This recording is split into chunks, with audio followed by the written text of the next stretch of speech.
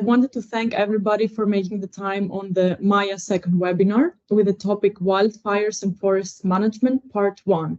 My name is Athina Likos. I work in the AIT Austrian Institute of Technology, and I'm the organizer and moderator of this session.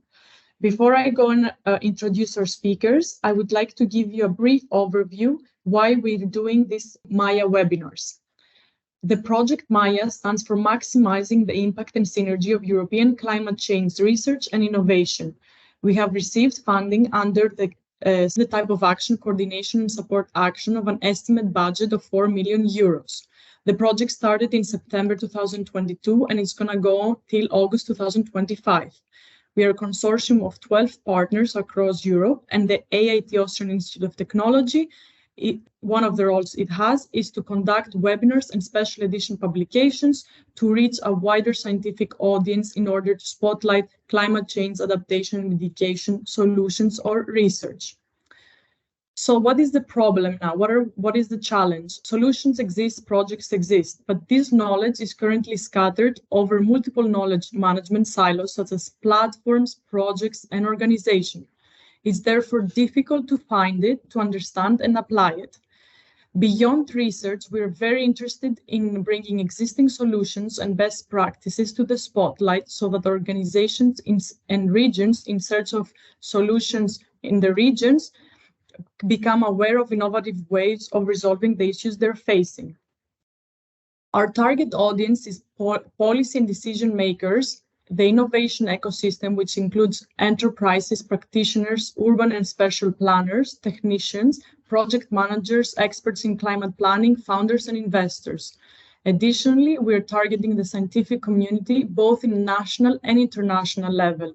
Lastly, we want to focus to the civil society, including youth, high-impact professional, and forward-thinking strategists.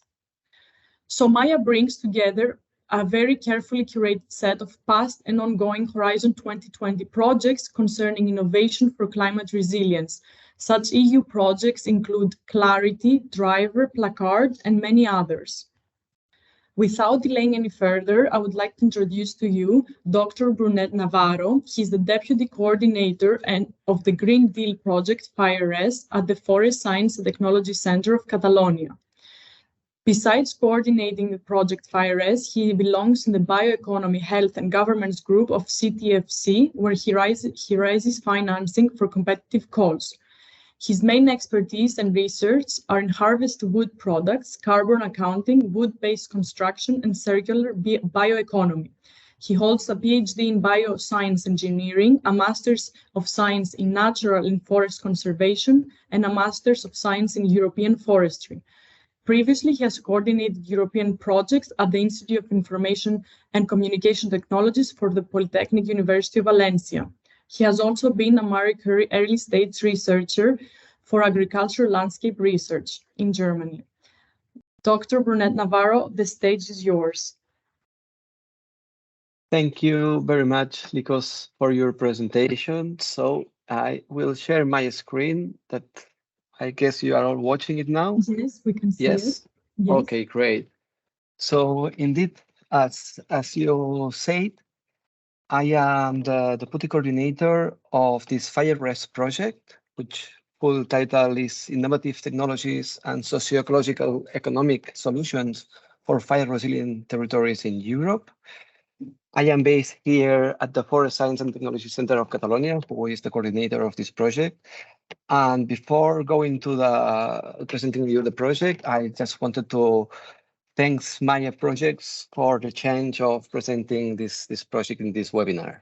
So FIRES, it's dealing with wildfires, but we are actually focusing on those which are categorized as extreme wildfire. And those are the ones that do the continuity of fuel with the propagation speed of those fires.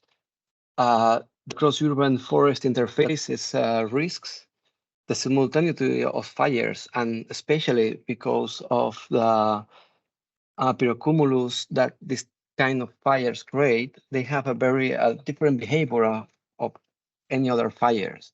And that's the reason why they are becoming a major environmental, economic, and social threat, not only in these Mediterranean countries where we are more used on wildfires, but also in other regions or like Central North Europe or other regions across the world that are not that much used on wildfires. The aim of FireRes is to implement an integrated fire management approach, which includes social, economic, cultural, and ecological dimensions in order to contribute to achieve a resilient landscape, but also communities in Europe and beyond. FireRes is a 4-year project. Now we are getting close to the Ecuador of the project. It has been financed under the Green Deal call, under this H2020 Horizon Europe call. It is an innovation action. It has a budget above 21 million euros. So we are speaking about one of the biggest European funded wildfire-related projects, and it involves 34 beneficiaries. FireRes has 4 specific objectives. First one is to set the definition of what we understand by extreme wildfire event. So we identified some indicators that we can measure to classify fires under this category of extreme wildfire events. And we'll use this concept along the whole life of the project. The second specific objective is to develop, demonstrate, and deploy 34 innovations at different levels. And this includes technological, social, healthy, safety, administrative, and also ecological and economic levels. The third objective is to integrate and upscale the results from the niche level innovations implemented locally at living labs. We have a total of 11 living labs across Europe and also beyond.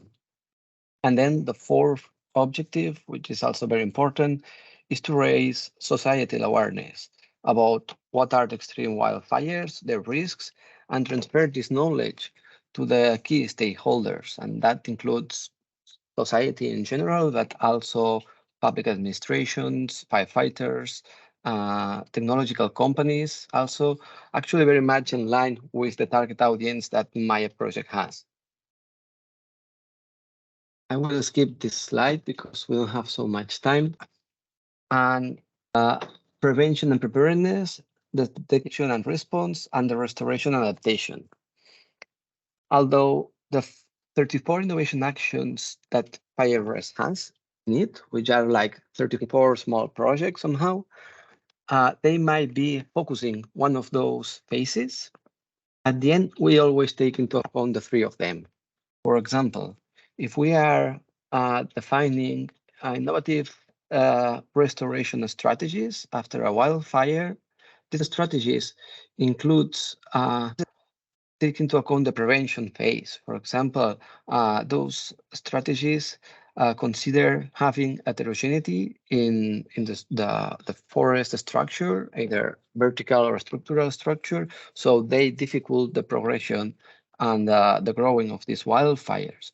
But also consider important issues like the road network or having some plots with a very low fuel loads, so firefighters can access to these new forests and can fight these fires from these safety conditions.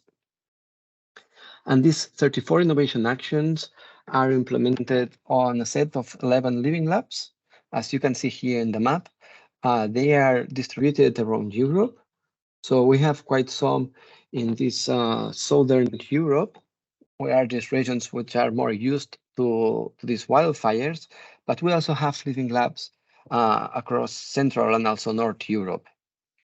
We're also very happy to have this outermost living lab in Canary Islands, and also this one outside Europe in Chile, which is a region that's suffer regularly about these wildfires, and some of these extreme wildfires already took place. In all of these living labs, we are creating a community of stakeholders that we call the community of wildfire innovators, where they are composed for these 4 helix of innovation stakeholders, as you can see here, the list. And the objective of these communities is to identify what are the local challenges, identify what are their targets for 2030 regarding resilient landscapes in front of wildfires, and then define and building, identifying the needs and the gaps they have at local level, and which is the steps that they need to go through in order to achieve this objective at 2030. I think I don't have much more time, so maybe I just very briefly, I will, here we use this figure to explain a bit, give some examples of the innovation actions that we are deploying. But very shortly, I just mentioned that maybe we are implement or installing some sensors in the equipment of firefighters to monitor the exposure to air pollutants.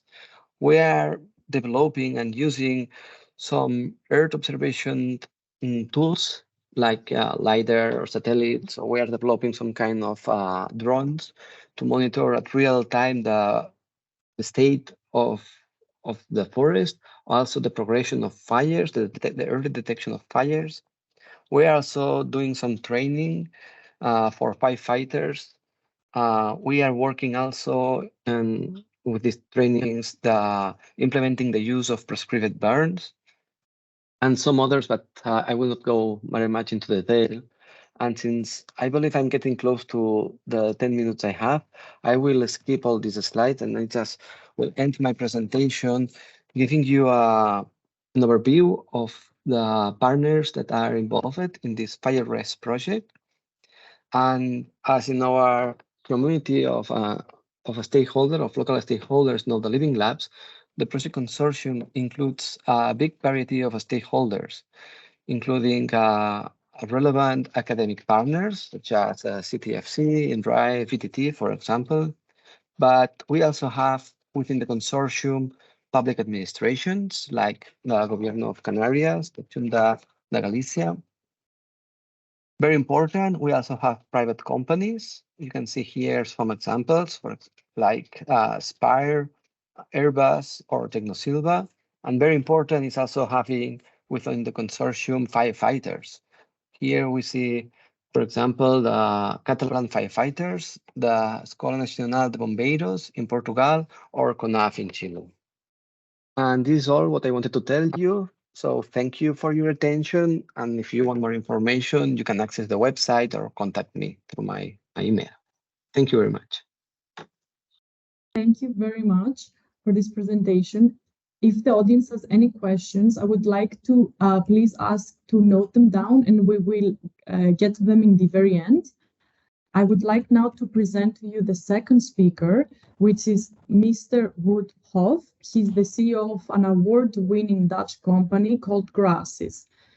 Mr. Hof has previously successfully run, grown and sold companies with more than 100 employees. He has been the CEO of the GROASIS company since the end of 2021. He has 16 years of experience in multinational companies in the sectors of energy and chemical industry. And he holds a master's in innovations and a master's in international management. He has an established track record in entrepreneurship, sales, corporate strategy, and planning, delivering projects and managing operational risks. Additionally, he speaks 6 languages, and his current focus is realizing the tree solution and identifying and contracting licensed producers to support local production and large-scale implementation of the GROASIS technology. Mr. Hof, I'm very excited for your participation in this webinar. The floor is yours. Hello, Athena. Thank you for that wonderful introduction. Let me share my screen. I think my presentation ties very well into the presentation we've heard just now. We've developed a technology that really works in that restoration phase. So yeah, let me start. by giving you a little bit of background on GROASIS. The company was founded 20 years ago by my father, Peter Hoff, who had a vision to make 2 billion hectares of degraded land productive again in order to eradicate hunger, reduce water scarcity, fight climate change, and increase biodiversity. So the original objective of founding the company was not really directly linked to wildfires, but obviously our technology can be very well used to restore an area that has been damaged by wildfires. 20 years ago, my father set out with this idea of developing a technology to plant trees, bushes, and also even vegetables on degraded land without irrigation. And here you can see a photo of him with a number of different generations of our product. We currently have the 10th generation of our reusable water box, which is the product you see here. And we are in the 5th generation of our biodegradable grow box plant cocoon. In addition to a lot of other technologies which help scale up the actions of restoring that degraded land and mechanize some of that process. So you can see here we developed a capillary drill which you can use to make perfect planting holes. We've developed a product that builds mini terraces in order to stimulate the entry of water in case it does rain. And then finally, we've got a plant protector that protects the small plants from animals, but also from harsh sun and wind and other conditions. So I'm presenting here because our technology was developed with the help of the EU LIFE funds. Several years ago, back in 2016, we developed a new generation of the grow box and a new generation of the water box. We planted about 600,000 trees across Spain in many different locations. But then sadly, my father passed away in 2021, and that's why I took over the business. The core of our technology is the product you see here. We call it a plant cocoon. And as I said, we've got 2 versions of that plant cocoon. We've got the water box, which you can reuse for up to 10 years. So the tree is planted in the soil. The water box is placed around it and filled with water at planting. And in 90% of the cases, you never have to water that tree again. Because if it does rain, the water box will capture that rain. Every night, the water box will generate condensation, and feed that into the reservoir. And then it very slowly releases water to the young tree. And it actually only releases so much water to ensure that the tree doesn't die. However, the tree doesn't get a lot of water. So instinctively, it knows that it will have to develop a very strong root system. And after a year, in most locations, those roots are 3 meters deep, where they find capillary water. And then they can survive. So that is the moment to lift off the water box and use it to plant the next set of trees. Really, the sweet spot for our technology are areas where you've got less than 500 millimeters of rain, or areas where the rainfall is concentrated in, let's say, 1 to 3 months a year, and then you've got up to 11 months of drought. So far, our technology is mainly applied in Southern Europe, in Africa, in the Middle East, and then in Latin America. Actually, here you can see a nice map of the world. We've got 56 blue countries here. So over the last 20 years, the technology has been used in all these countries. I've got a couple of photos from various different projects. This is a project, a demonstration project in Algeria, in Tlemcen, where they planted carob trees. They planted a number of trees with traditional irrigation. So a guy just went there with a jerry can and gave those trees some water. And in spite of doing that every week, the survival rate was only 4%. We measured the amount of water that he gave with the jerry can. We then had a couple of rows of trees that were planted with drip irrigation. Survival rate was quite significantly up to 25%, water consumption 35% down. And normally we would say that drip irrigation, therefore, is a fantastic technology. However, if we compare that to the trees that were planted with a water box, we see a survival rate of 100% and only 10% of the amount of water was used compared to the traditional irrigation. Again, 1/6 of the drip irrigation amount of water. So this was a great success. These plants have only 3 meters rain and temperature was 46 degrees, so quite difficult conditions. Here you see a project in Ecuador on the main photo, and in the small photo you see some trees that were planted in the Sahara Desert in Morocco. And again, none of these trees have been receiving any irrigation beyond the original water gift when we planted them. And you can see even in the Sahara Desert they're growing quite well. In Saudi Arabia, we're planting trees for carbon offsetting and to support the greening initiatives in Saudi Arabia. Here you can clearly see how the water boxes have been reused to plant a second set of trees.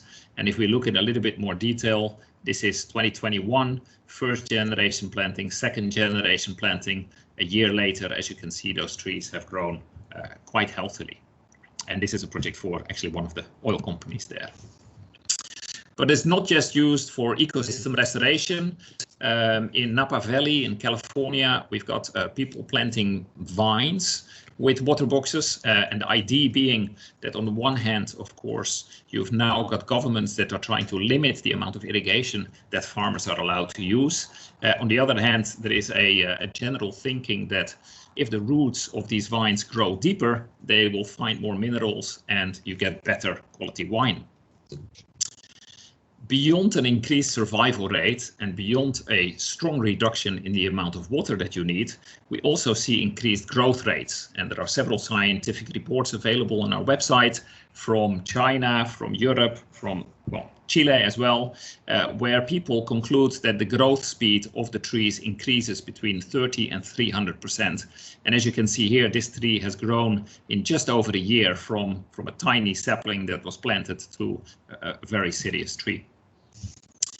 I've got some more photos of ecosystem restoration projects in China, in Jordan, in Colombia, in Ecuador, on the Galapagos Islands. Basically, the technology has been used and proven extensively around the world. And I'm therefore confident that if it were applied at big scale in Europe, and we know that Southern European countries are now suffering from droughts as well, we are able to restore all that land that has been damaged by wildfires without significant water requirements in it. I came across these photos from a little project that was planted just outside Athens, where the young trees were planted in May, and then sadly a month later a wildfire affected the area, as you can see here on this Copernicus photo. And fortunately, the wildfire did not affect any of our products. Actually, even the small oaks that were planted inside the water boxes stayed alive. And that is probably because of the isolating factor of the cold water that sits inside the water boxes. That, of course, also during the day provides the perfect microclimate for these little trees because it's cold still from the night before.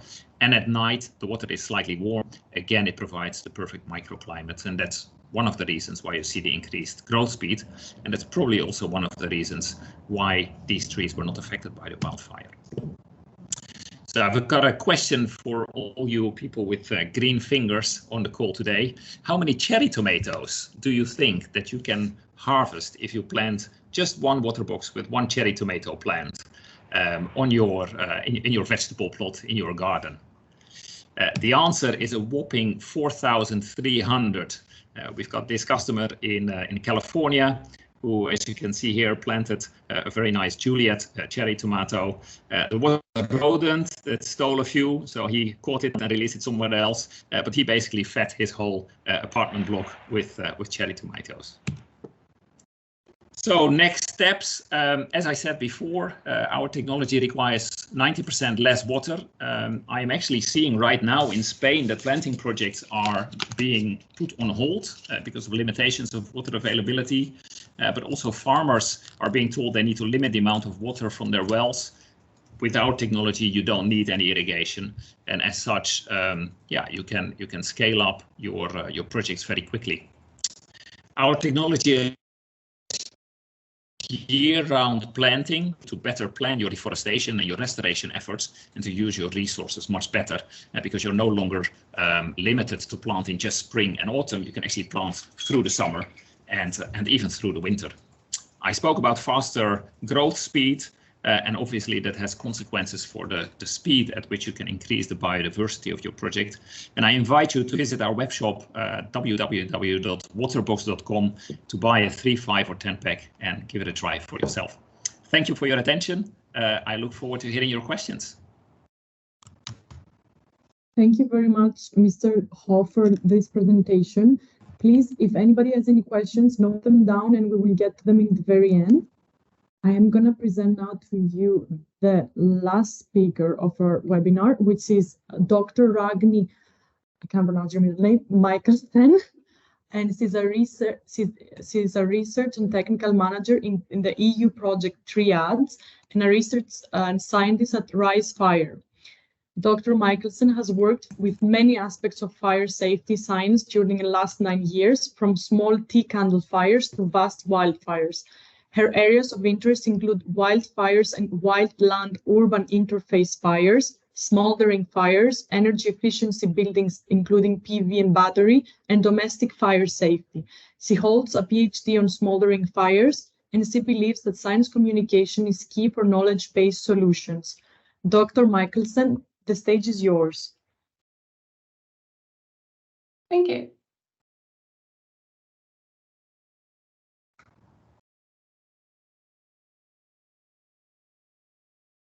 Yes, so thank you for inviting us. So today I will be sharing some information about the TREEADS project.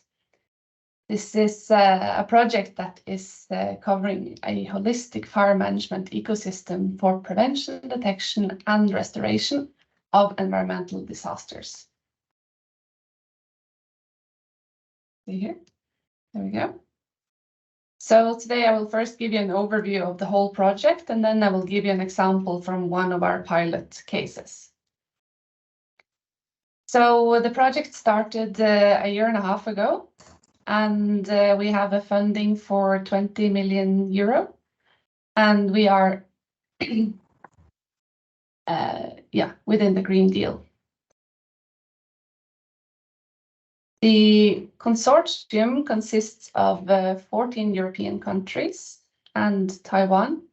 We are quite a large consortium of 47 partners.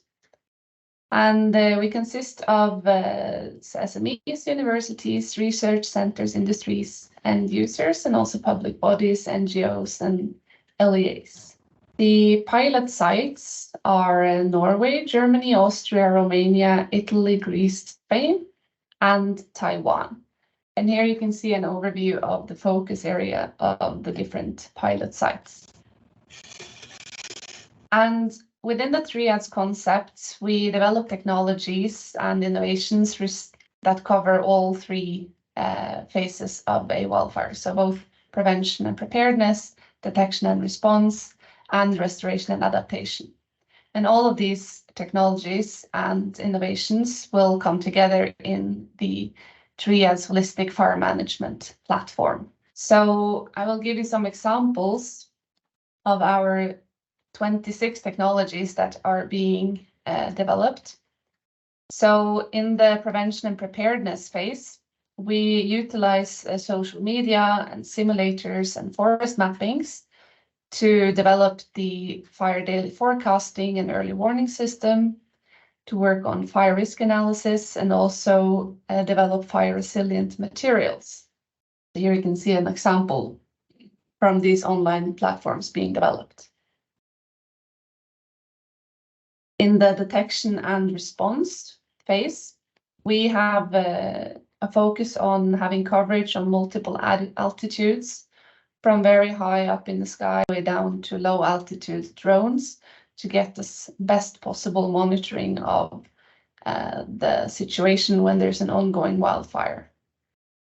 We also focus on hotspot detection, object recognition, and we have a training platform in development that, among other things, utilizes newly developed further developed AR helmets. Within the restoration and adaptation phase, we are working on a uniform cooperation framework that will allow different stakeholders to collaborate together and figure out what is needed. We're working on burnt scar modeling to see where the biggest needs are. And we are also working on seed container capsules that has some of the same purposes as the last speaker's presentation. So this is to contain seeds and soil and have it planted into the ground. And then I will give you a example from one of our pilots, the Norwegian pilot, of which I am also the leader. So this pilot focuses on wildfires in Northern Europe. And what we know is that wildfires are moving north and they are getting more and more intense, also north here in the northern part of Europe.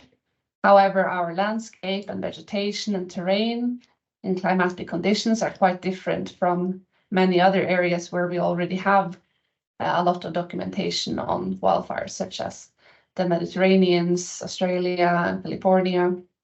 So what we are working on is to try to characterize our types of wildfires. And here you can see some of my colleagues in the field.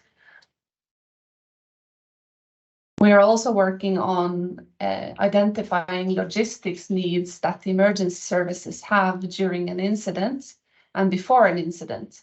So this can include anything from extinguishing apparatuses, equipment, to where is the nearest pizza place in case of an incident, so that everything can be collected in a repository and easily available during an incident as a tool.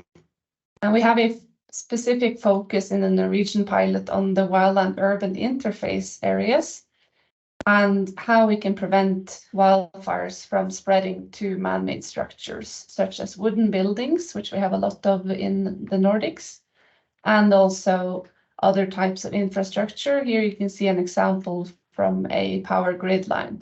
So here we collect information from field work, and then we take it into the lab and we develop test methods to document the fire protection abilities of different products.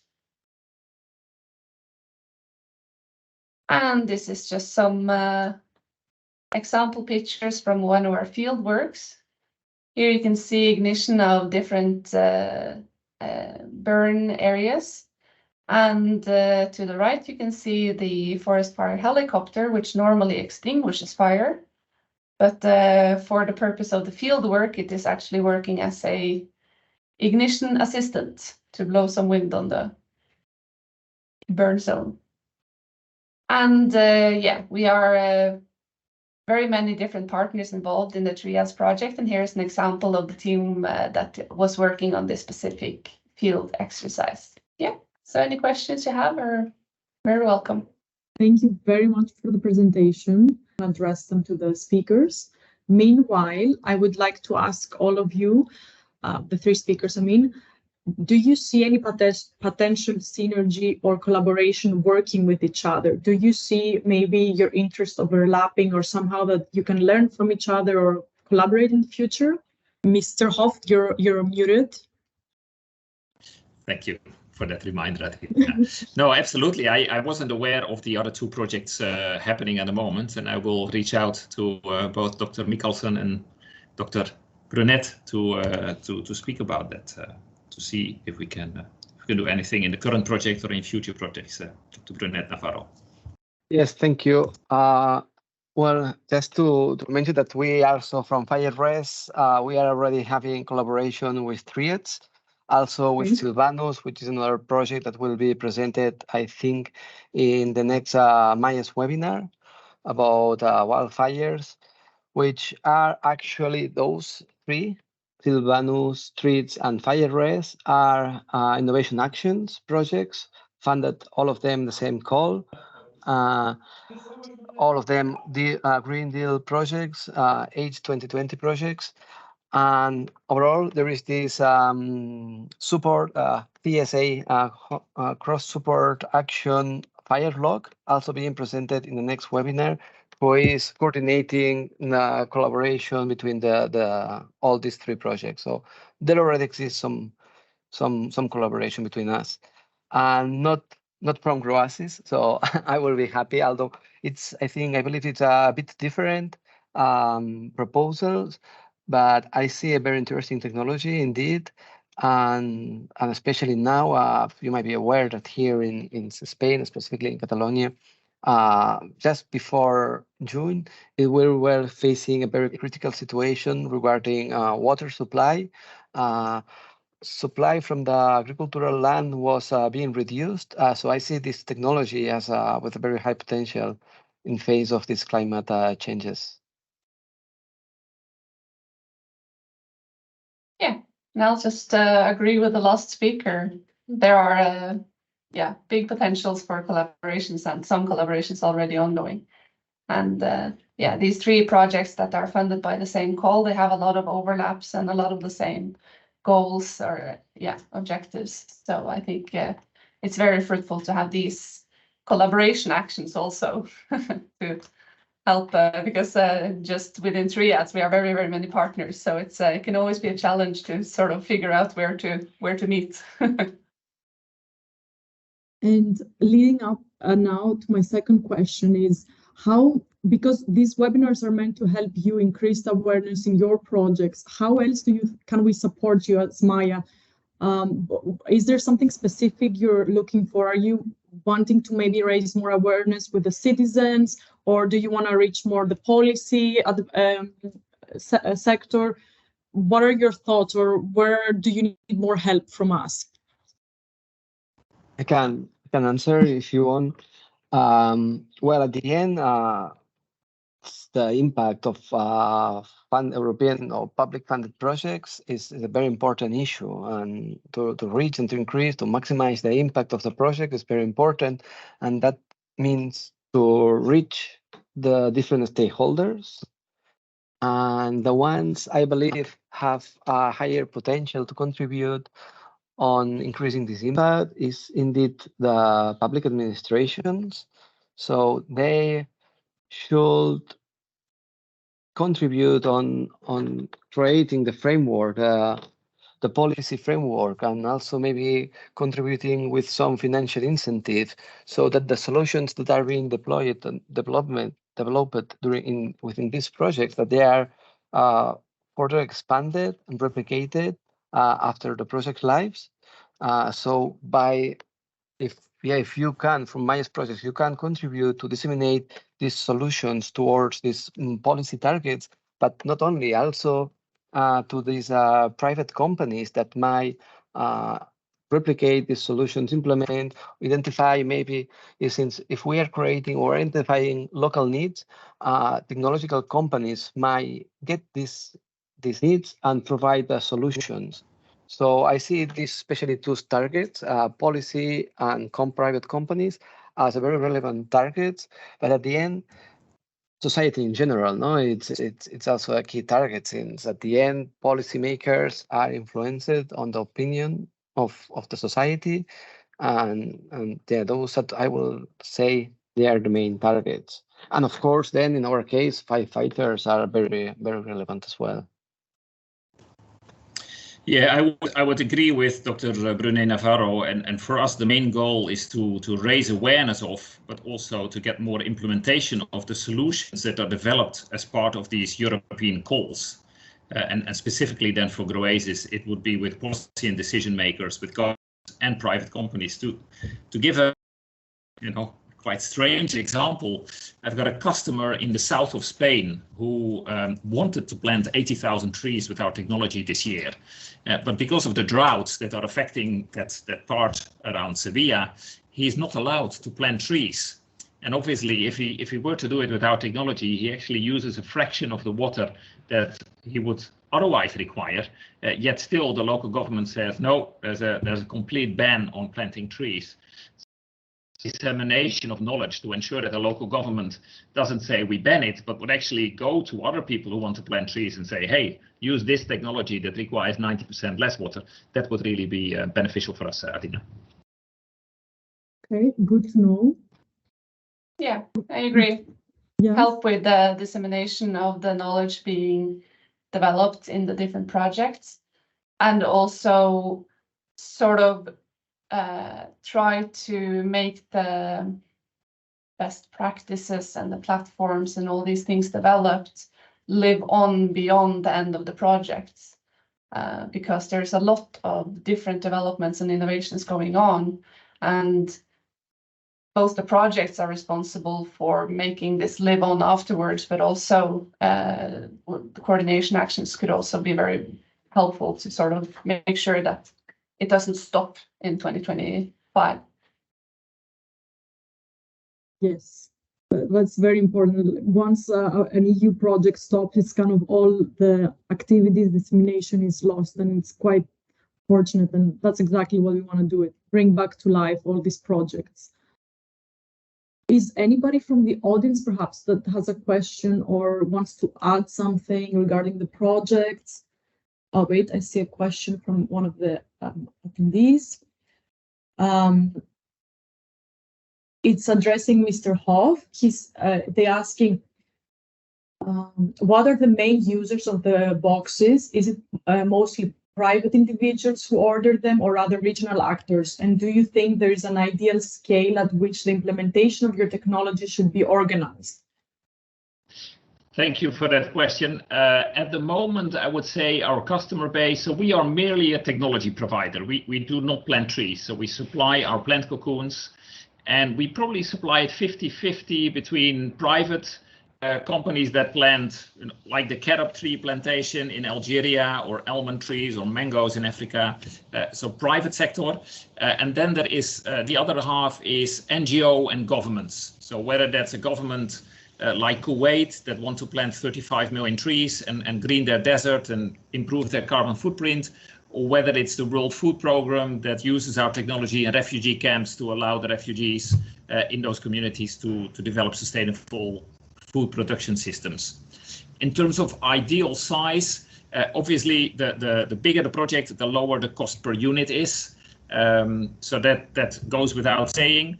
But we've got a web shop and we're selling, 3, 5, and 10 packs to residential customers on a daily basis. They're quite expensive in that situation, unfortunately. Is about 8,000 water boxes. So I would say, if you can do full truckloads or full shipping containers, then everything is cheaper and it's more attractive to do projects. I hope that answers your question, one of the attendees. And I don't see any further questions. If nobody else wants to add anything or wait. Oh yeah, okay. The attendee says thank you for your reply. Then if there's nothing else, I would like to thank you from my side for making the time to join us, present your projects, and increase the work you're doing, which is really important. And we'll definitely keep in touch to follow up and maximize your inputs. Thank you. So thank you. Have a great rest of the day. Thank you. Bye-bye. Thank you, Likos. Bye. Bye.